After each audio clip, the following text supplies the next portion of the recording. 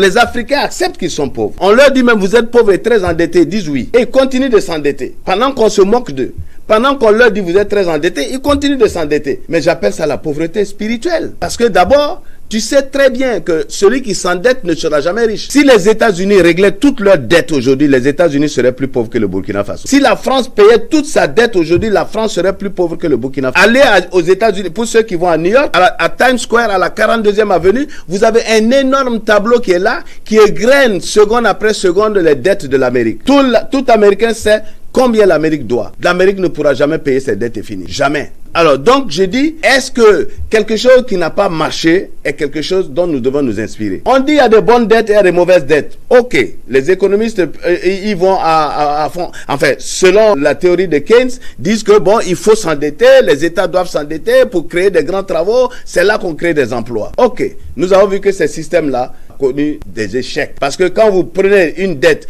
et que vous construisez un pont ou, je sais pas moi, un grand édifice, quand vous avez fini de le construire, les gens qui ont construit redeviennent des chômeurs. Qu'est-ce que vous avez arrangé? Donc moi je pense que s'endetter, ok, mais seulement faire autre chose de mieux. Alors si dans votre maison vous êtes couvert de dettes, ne me dites pas que vous allez bien vivre. Or, les États sont à l'image des humains. Alors ce qui n'est pas bon pour un humain n'est pas bon pour une nation. Donc je dis, parmi les ennemis du succès, c'est d'abord spirituel. C'est-à-dire, qu'est-ce que tu veux être? De quoi es-tu convaincu? Beaucoup de gens échouent. L'un des ennemis du succès, c'est le fait d'imiter les autres. Regardez aujourd'hui, vous sortez dans la ville, vous voyez tout le monde a les mêmes marchandises. On ne peut pas réussir en imitant les autres. Non, tout le monde n'est pas ceci, tout le monde n'est pas cela.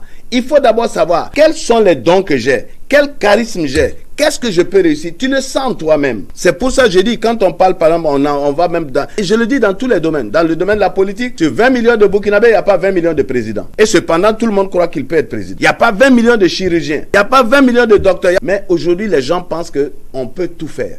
Je dis non. Si tu te mets à ta place, même si tu es un vidangeur de WC, et si tu sais le faire, tu vas gagner de l'argent. Parce que tu vas appréhender, tu vas comprendre les tenants et les aboutissants de ce travail.